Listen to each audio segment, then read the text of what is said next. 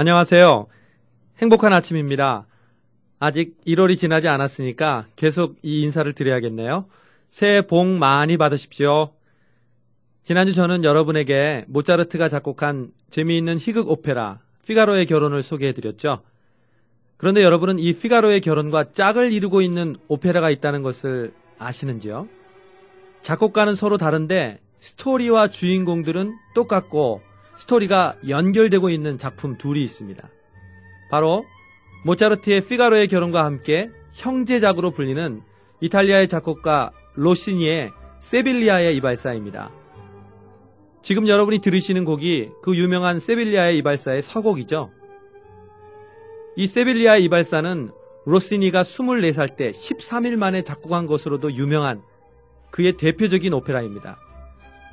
지난주 피가로의 결혼에서는 피가로가 결혼하는 장면이고 알마비바 백작이 이를 방해하는 내용으로 구성되어 있는데 세빌리아의 이발사는 이 스토리가 있기 전에 내용을 다루고 있습니다.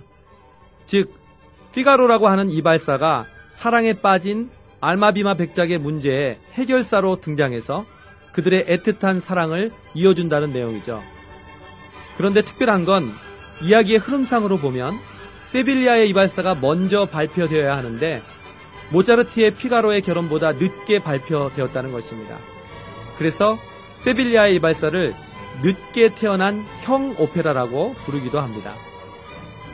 자, 세빌리아의 이발사의 주인공인 피가로는 먼저 작곡된 모차르트의 피가로의 결혼에서 마찬가지로 온갖 산전수전을 겪은 쾌활한 주인공의 모습으로 등장합니다. 피가로는 자타가 공인하는 배심 좋고 수단 좋고 말주변 좋은 스페인 세빌리아라는 거리의 이발사로 있었습니다. 로시니는 세빌리아의 이발사에서 피가로가 얼마나 능력 있는 인간인가를 그의 종횡무진한 대활약을 통해서 자세히 보여주고 있습니다. 자, 이제 서곡에 이어 막이 오르면 이 오페라의 여주인공 로지나가 살고 있는 집, 발코니가 보이는 광장이 나타납니다. 아직 이른 새벽인데 젊은 알마비바 백작이 거리의 악사들을 데리고 로지나의 창을 향해 세레나데를 부르고 있습니다. 그러나 창문은 열릴 생각도 않은 채 아무 반응이 없죠. 이때 멀리서부터 피가로가 콧노래를 부르며 나타납니다. 기타를 어깨에 메고 흥겹게 등장하는 피가로가 부르는 노래가 이 오페라에서 가장 유명한 지금 여러분이 들으시는 아리아 나는 이 마을의 제1인자 라르고 알 팍토툼 델라 시타입니다.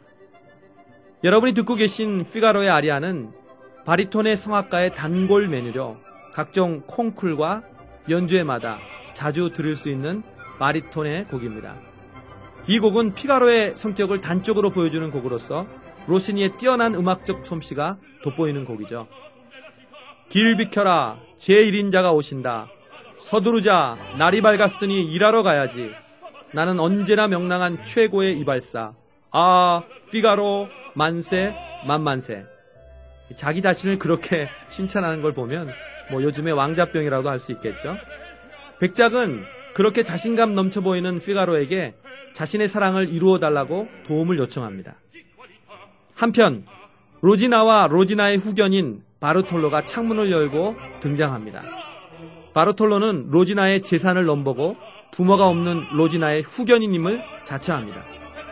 로지나는 창문 위에서 세레나데를 들려준 데 대한 감사와 함께 세레나데를 부른 알마비마의 이름과 신분을 밝혀달라는 종이 쪽지를 슬쩍 바람에 날립니다. 그러자 백작은 자신의 이름이 린도로이며 가난한 학생이라고 거짓말로 말합니다. 왜냐하면 로지나가 귀족이 자신이 아님에도 진정으로 사랑하는지 알고 싶었기 때문입니다. 물론 이것도 피가로의 생각이었죠. 그러나 바르톨로가 나타나서 발코니 문을 확 닫아버리는 바람에 이야기를 더 이상 나눌 수 없게 됩니다. 알마비바는 더 애가 타 피가로에게 어떻게 하면 좋겠냐고 자기를 좀 도와달라고 사정을 합니다. 어떻게 이랬던 알마비마가 지난주 모차르트의 피가로의 결혼에 나오는 스토리에 보면 자기 아내 로지나를 놔두고 피가로의 결혼 상대자인 수잔나를 초야권을 행사하려고 범하려고 했을까요? 참 알다가도 모르겠습니다. 이 남자들의 위신을 팍팍 떨어뜨리는 그런 사람 같습니다. 살짝 기분이 나쁘려고 합니다. 장면은 이제 어느새 바뀌어 로지나의 방으로 다시 바뀌게 됩니다. 로지나는 방금 나타났던 가난한 학생 린도로로 생각하면서 그리워합니다. 지금 들으시는 곡이 바로 이때 로지나가 부르는 유명한 아리아 방금 들린 그대 음성 우나 보체 포코 파라는 유명한 아리아입니다. 세계적인 소프라노 조수미의 목소리로 듣고 계신데요. 콜로라투라의 기교를 필요로 하는 고난도의 곡을 아주 조수미는 훌륭히 소화해내고 있습니다. 이 노래의 내용은 이렇습니다. 방금 들린 그대의 음성 아 린도로 님이시여 참 사랑을 맹세해요. 나는 온순하며 행실이 곱고 순종할 줄 아는 좋은 처녀입니다. 정다워라 그 음성 내 맘속에 파도치며 그리워라 내 사랑 린도로의 음성 님이시여 참 사랑을 맹세해요. 늙은 노인이 아무리 반대해도 우리들의 사랑을 방해하진 못해요. 그런데 아첨 잘하기로 소문난 음악 선생님이었던 바질리오라는 자가 나타나서 지금 알마비마 백작이 로지나를 노리고 있다고 바르톨로에게 일러바칩니다. 그래서 바르톨로는 로지나를 꾸짖죠. 이때 장교로 변장한 알마비마 백작이 술주정을 부리며 들어와서 숙박 영장을 보입니다.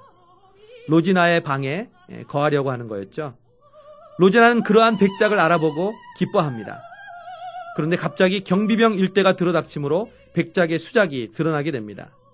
그때 피가로가 이발기구를 들고 들어와서 무대는 대혼란에 빠지게 되죠. 백작을 구하려는 피가로의 지혜였습니다. 2막이 시작되면 알마비마 백작이 이번에는 음악교사로 변장하고 나타납니다. 로지나는 백작의 얼굴을 알아보고 기뻐하지만 바르톨로는 그들의 관계를 눈치채지 못한 채 자기의 젊은 시절에 한 노래 했다면서 노래를 부르기 시작합니다. 그러자 적시에 피가로가 이발기구를 들고 다시 등장해서 바르톨로를 옆방으로 데리고 가죠. 결국 주인공 알마비바와 로지나 두 남녀는 기회를 만난 듯 포옹하며 사랑의 언약을 주고받습니다. 그러나 결국 바르톨로가 둘이 사랑을 속삭이는 소리를 듣게 되고 집안은 발칵 뒤집히고 맙니다. 바르톨로는 사태가 급박해지자 빨리 서둘러 로지나와 결혼해버리는 수밖에 달리 도리가 없다고 생각합니다. 그래서 급한 마음에 바질리오에게 공증인을 불러오라고 시킵니다. 그리고 로지나에게는 백작이 피가로와 공모해서 자신을 농락하려고 한 것이라고 말합니다. 로지나는 순간 배신감으로 인한 증오로 가득 차서 떨고 있었습니다. 이때 피가로와 알마비마 백작이 창문으로 들어옵니다. 이제 사건은 클라이맥스 종말로 가고 있습니다. 로지나는 가난한 학생이 알마비마 백작인 줄 알게 되고 금세 오해는 풀리게 됩니다. 그리고 세 사람은 예정대로 도망을 치려고 하죠. 그런데 누가 다리를 그만 치워버렸습니다. 그래서 셋은 꼼짝없이 발코니에 갇혀있게 됩니다. 이때 백작은 바질리오를 돈으로 매수하고 총으로 위협해서 백작과 로지나의 결혼을 인정하는 증인으로 세웁니다. 그래서 발코니에서 결국 로지나와 알마비마 백작의 결혼이 성사가 됩니다. 결국 두 사람은 사인을 마치고 해피엔딩으로 마치려는 듯 했으나 바르톨로가 마지막 경비병을 데리고 이들에게 들이닥칩니다. 그러나 백작의 신분이 드러나고 경비병도 백작의 편을 들게 되죠. 그래서 이제 오페라는 마지막으로 백작의 사랑의 승리를, 로지나의 사랑의 기쁨을, 그리고 그들을 축복하는 경비병들의 대합창 가운데 세빌리아의 이발사가 막을 내리게 됩니다. 2010년 청취자 여러분의 소망은 무엇인가요? 저는 세빌리아의 이발사를 들으면서 2010년에는 우리에게 힘들고 어려울 때 피가로와 같은 친구를 만나는 만남의 복이 있었으면 하는 바람을 해봅니다. 또한 청취자 여러분이 그런 피가로가 되어 주위에 힘들고 어려워하는 사람들에게 희망과 기쁨을 전달해주는 행복의 메신저가 되기를 바랍니다.